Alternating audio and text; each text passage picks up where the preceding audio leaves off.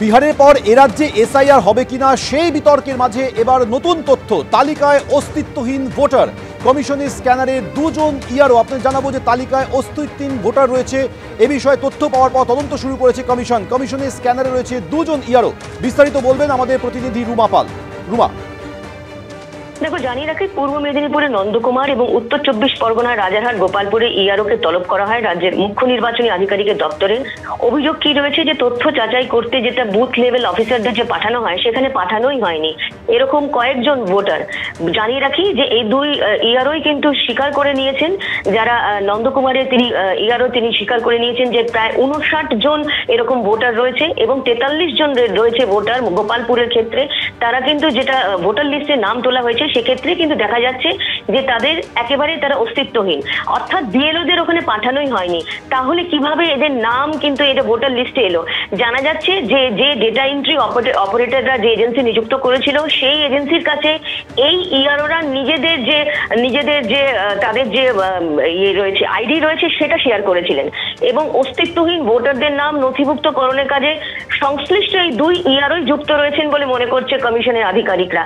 সেই কারণে এদের বিরুদ্ধে কিন্তু আইনি পদক্ষেপ নিতে চলেছে কমিশন এবং এই বিষয়ে কিন্তু জাতীয় নির্বাচন কমিশনকে জানানো হয়েছে এবং তার সঙ্গে সঙ্গে কমিশন এই যে এদের বিরুদ্ধে যেমন এফআইআর করা হবে, ডেটা এন্ট্রি অপারেটরদের এজেন্সিগুলোকে ব্লক করে দেওয়া হবে। এবং তার সঙ্গে জানিয়ে রাখি যে একই সঙ্গে যে নন্দকুমার ইআরও এবং রাজারহাট গোপালপুরে ইআরওর বিরুদ্ধে শৃঙ্খলা ভঙ্গের যে অভিযোগ, সেই অভিযোগের ক্ষেত্রেও কিন্তু সিও দপ্তর খুবই কঠোর এবং জাতীয় নির্বাচন কমিশনে তাদের জানানো হয়েছে কিভাবে এই 59 জন এবং 43 জন এতজনের নাম, যেখানে বিএলওদের পাঠানোই হয়নি যাচাই করার জন্য, তাদের নাম উঠে গেল ভোটার লিস্টে। সেটাই কিন্তু সব থেকে বড় এখন মাথা ব্যথার কারণ, যেহেতু ইআরওরা স্বীকার করেছেন যে তাদের যে আইডি তারা শেয়ার করেছেন ডেটা এজেন্সির সঙ্গে, সেক্ষেত্রে এদের দুজনের ইনভলভমেন্ট সেটা মনে করছে কমিশন এবং তাদের বিরুদ্ধে যেমন আইনি পদক্ষেপ নেওয়া হবে এবং পুরো বিষয়টা কিন্তু খতিয়ে দেখছে এবং তার সঙ্গে সঙ্গে জাতীয় নির্বাচন কমিশনও কিন্তু বিষয়টা জানানো হয়েছে।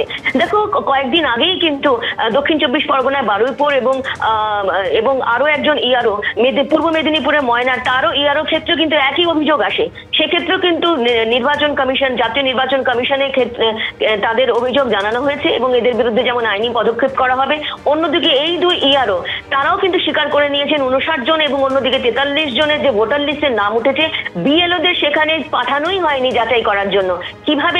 কিভাবে নাম উঠেছে সেটাও কিন্তু তারা বলেছেন যে আইডি তারা শেয়ার করেছে। সেক্ষেত্রে এই দুই ইআরও ইনভলভমেন্ট মনে করছে কমিশন, তাদের বিরুদ্ধে যেমন আইনি পদক্ষেপ নেওয়া হবে এবং পুরো ভোটার লিস্ট কিন্তু আবারও যাচাই করার নির্দেশ দিয়েছে কমিশন। রুমা, তুমি আমাদের সঙ্গে থাকো। আপনাদের আরো একবার জানাবো, তালিকায় অস্তিত্বহীন ভোটার। কমিশনের স্ক্যানারে দুজন ইলেকট্রাল রেজিস্ট্রেশন অফিসার বা ইআরও ভোটার লিস্টে অসঙ্গতির কথা স্বীকার করে নিয়েছেন এই দুজন ইআরও বলে কমিশন সূত্রে খবর। কমিশনের স্ক্যানারে নন্দকুমার এবং রাজারহাট গোপালপুরের দুজন ইআরও। গতকাল দুই ইআরওকে তলব করেন মুখ্য নির্বাচনী আধিকারিক। যাচাই করার জন্য বিএলওদের তথ্যই পাঠানো হয়নি। তথ্য যাচাই না করেই ভোটার লিস্টে 102 জনের নাম। নন্দকুমারের ভোটার লিস্টে 59 জন অস্তিত্বহীন ভোটারের নাম। অন্যদিকে রাজারহাট গোপালপুরে ভোটার লিস্টে 43 জন অস্তিত্বহীন ভোটারের নাম।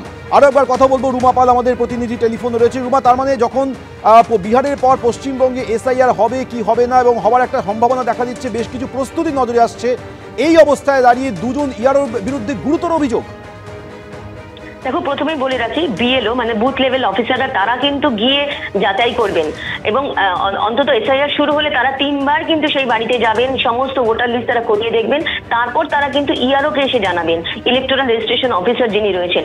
এক্ষেত্রে দেখা যাচ্ছে ইলেকটোরাল রেজিস্ট্রেশন অফিসারের বিরুদ্ধেই অভিযোগ আসছে এবং সেক্ষেত্রে পূর্ব মেদিনীপুরে নন্দকুমার এবং উত্তর 24 পরগনার রাজারহাট গোপালপুরে ইআরওর বিরুদ্ধে কিন্তু এই অভিযোগ এবং তাদের তলবও করা হয়েছিল মুখ্য নির্বাচনী আধিকারিকের দপ্তরে। কি সেই অভিযোগ আরো একবার বলে দিচ্ছি, যেখানে হচ্ছে 59 জন যেটা নন্দকুমারের ক্ষেত্রে এবং 43 জন রাজারহাট গোপালপুরের ক্ষেত্রে এমন কতগুলো ভোটারদের নাম দেখা যাচ্ছে যারা কিন্তু অস্তিত্বহীন এবং তারা যে রয়েছেন কিনা, আদৌ রয়েছেন কিনা, সেক্ষেত্রে কিন্তু বিএলওদের পাঠানোই হয়নি। বিএলওদের কিন্তু যাচাই করার কথা যে এই ভোটার লিস্টে যাদের নাম রয়েছে তারা আদপে রয়েছেন কিনা। সেক্ষেত্রে 59 জন, অন্যদিকে 43 জনের নাম যে উঠলেও সেখানে কিন্তু তাদের অস্তিত্ব নিয়ে কিন্তু সন্দিহান একটা বিষয় রয়েছে।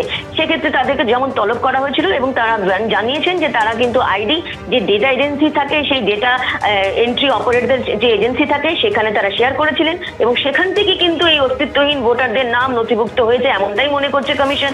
অর্থাৎ এই দুই ইআরওর ইনভলভমেন্ট, তাদের যোগসাজশ রয়েছে এমনটাও মনে করছে। এদের বিরুদ্ধে যেমন আইনি অভিযোগ, আইনি পদক্ষেপ নেওয়া হবে, অন্যদিকে অবশ্যই কমিশন খতিয়ে দেখছে আর কোথায় কোথায় এই ধরনের ঘটনা ঘটেছে।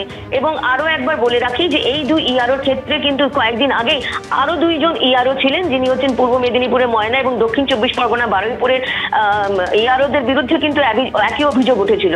তাদের যে কাজকর্ম এবং ভোটার লিস্টের নাম তোলার ক্ষেত্রে কিন্তু কমিশন খতিয়ে দেখেছে, কিন্তু গরমিল পাওয়া গেছে। তাদের বিরুদ্ধে যেমন আইনি পদক্ষেপ নেওয়া হচ্ছে এবং সেক্ষেত্রে এই দুই ইআরওর ক্ষেত্রেও কিন্তু আইনি পদক্ষেপ নেওয়া হবে। পুরো বিষয়টা কিন্তু জাতীয় নির্বাচন কমিশনের কাছে জানানো হয়েছে।